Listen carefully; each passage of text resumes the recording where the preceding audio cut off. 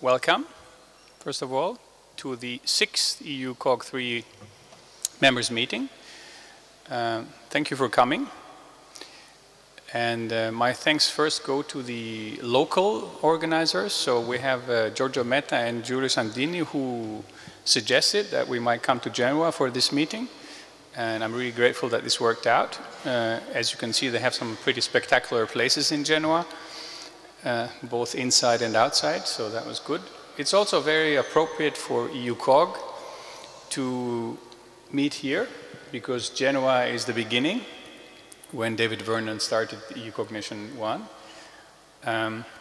So we thought it was sort of like a circle for us. So far, as you know, we've done the network meetings always at a place where we have a partner in the project. And so this is the only exception to that rule that we used so far. So today we're going to talk a little bit about the EUCog network, its development so far, and the future development that we see. And we're going to talk relatively generally about cognitive systems research, where we see that going, and how the network might contribute to it. So, as a means of introduction, I want to show you a little video that we've just made. It is supposed to represent the network, in other words, you.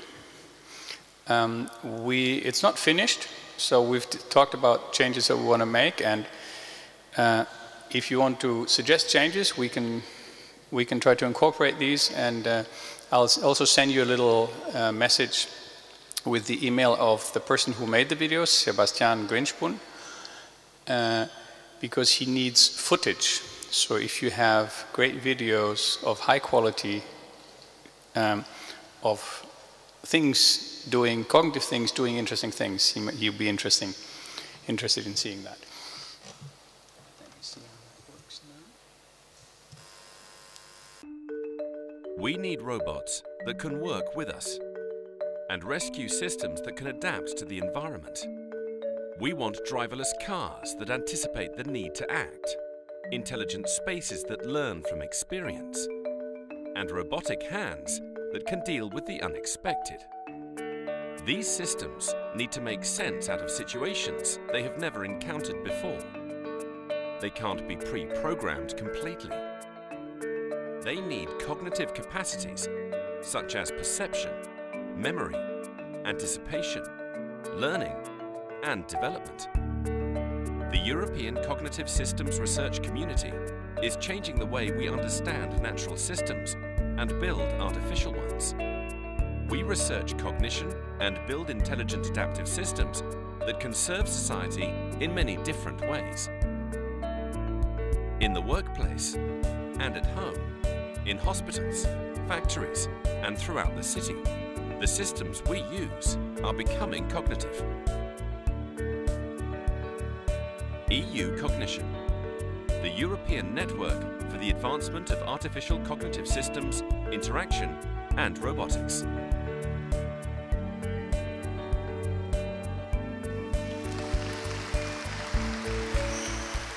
Good. So this is sort of the message that we're trying to drive home. I wanted to talk a little bit about some of the things that happen in the EUCog network, but obviously I've been involved in these things, so I don't want to talk too much about them, because that'll be embarrassing. And I thought I'll make it really, really short and just tell you something about two numbers. That's sort of the kind of thing, everybody can remember two numbers. So here are the two numbers. All right, 1002 are the numbers. They give you an indication of the kind of activities that we had throughout the network. So 1000 is the number of members that we now have, nearly.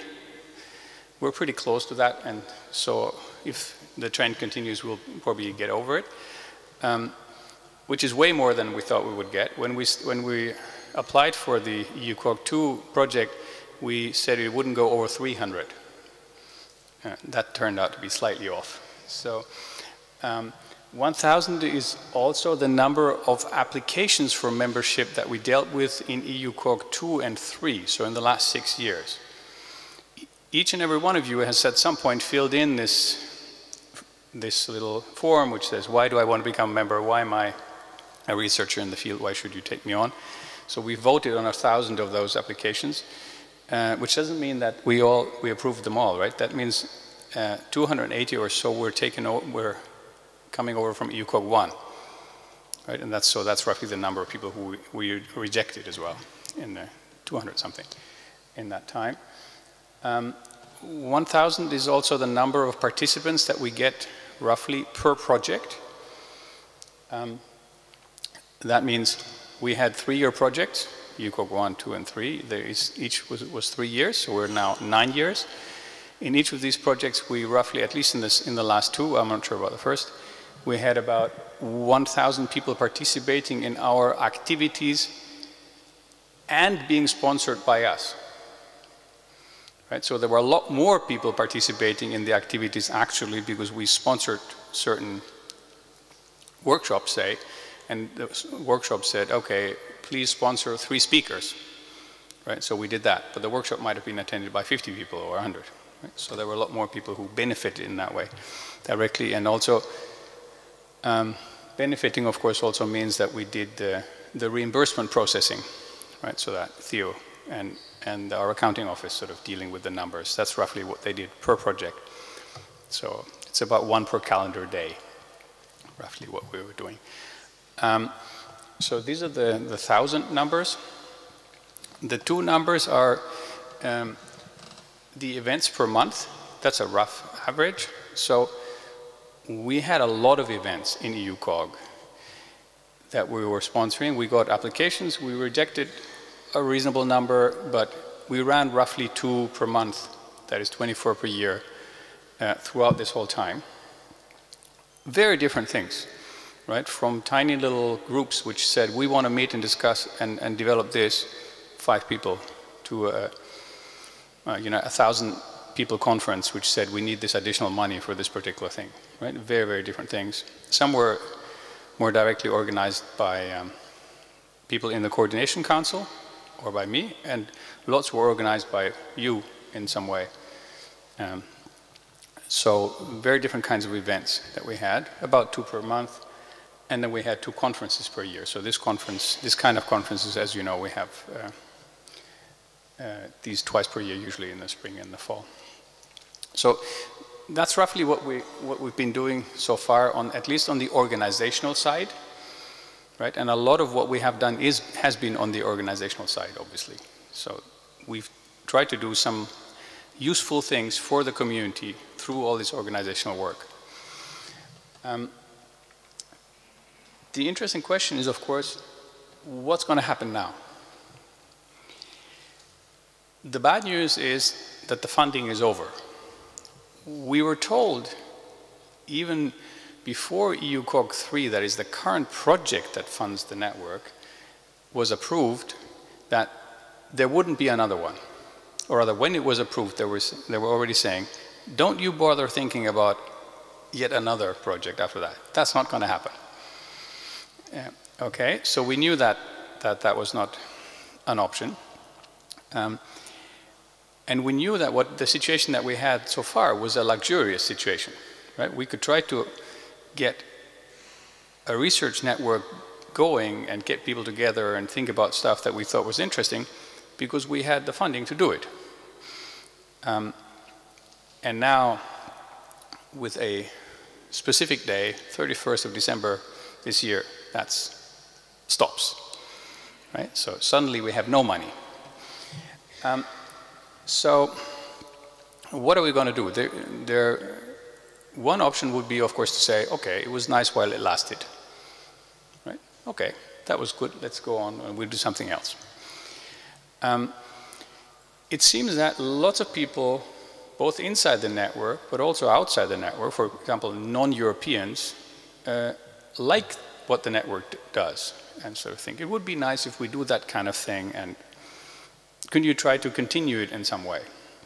Of course, that's not at all trivial, because a lot of the things that we have done relied on the fact that we had funding, right? We could support other people's events because we had funding to do that. And that's not going to happen in the future. But we think that there is a significant part of the mission that we had, which which stays. So the service to the community, the making of the community, the networking of the community was a major strong point of this network. When you got here, you got to know people outside your little special field, and in many cases you started working together, developing some interesting angles. You changed the way you did what you've been doing before. I hope anyway that you go away a bit different from the way you came, right? So that kind of activity, it seems to us, it continues to have value. Cognitive systems research will continue to have value. And a lot of what we've been doing, perhaps because it's my personal preference, but a lot of what we've been doing is sort of conceptual work. We've been, you know, taking a step back from our day-to-day research and say, okay, what is it that I'm doing here? How is this going to go? Which direction is this going to take? The kind of stuff you don't usually have the luxury to do, right? Because you are in some kind of project or something and you have to plow ahead and do the specific thing that's on now.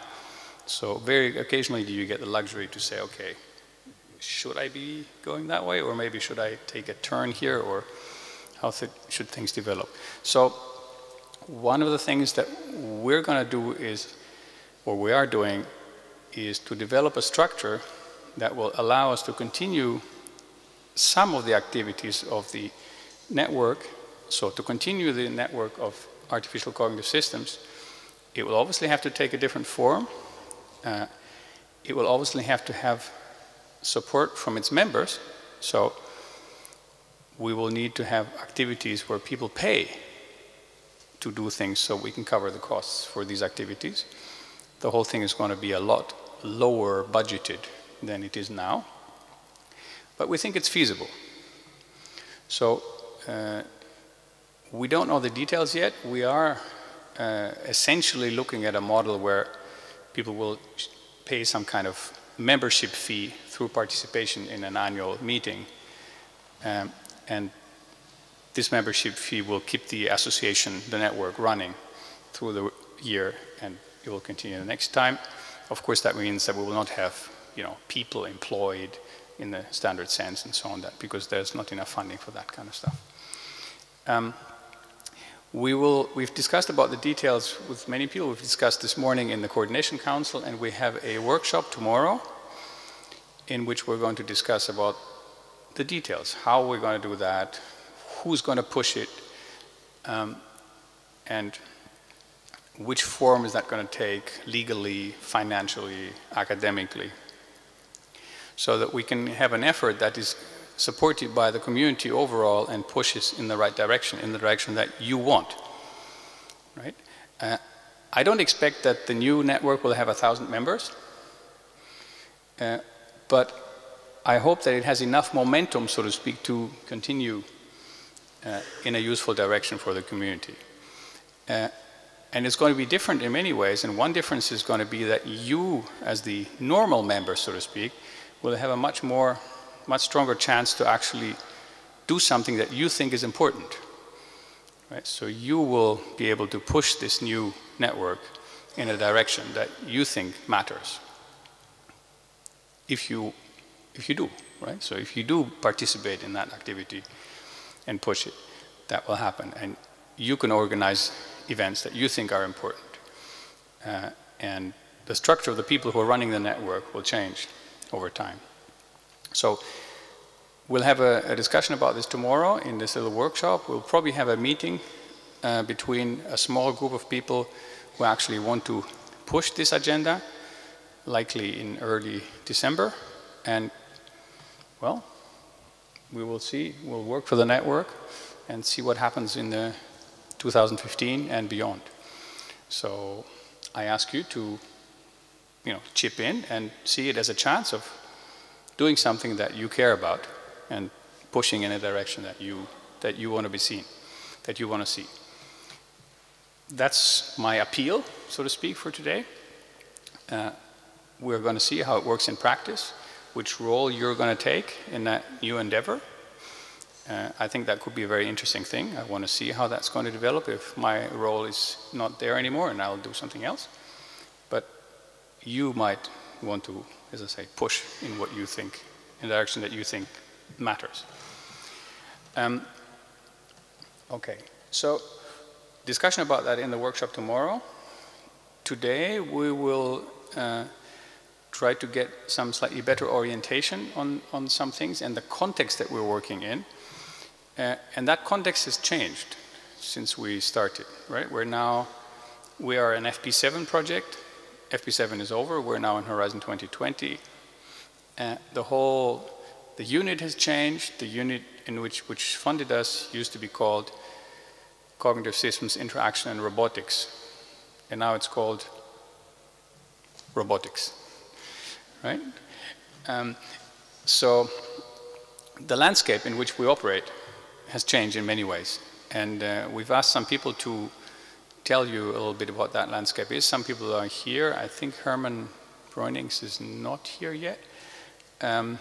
But Markus Vince has volunteered to talk about this a little bit. So we'll do that, and we'll try to sort of get a better understanding of what's going on in the field at the moment. Markus?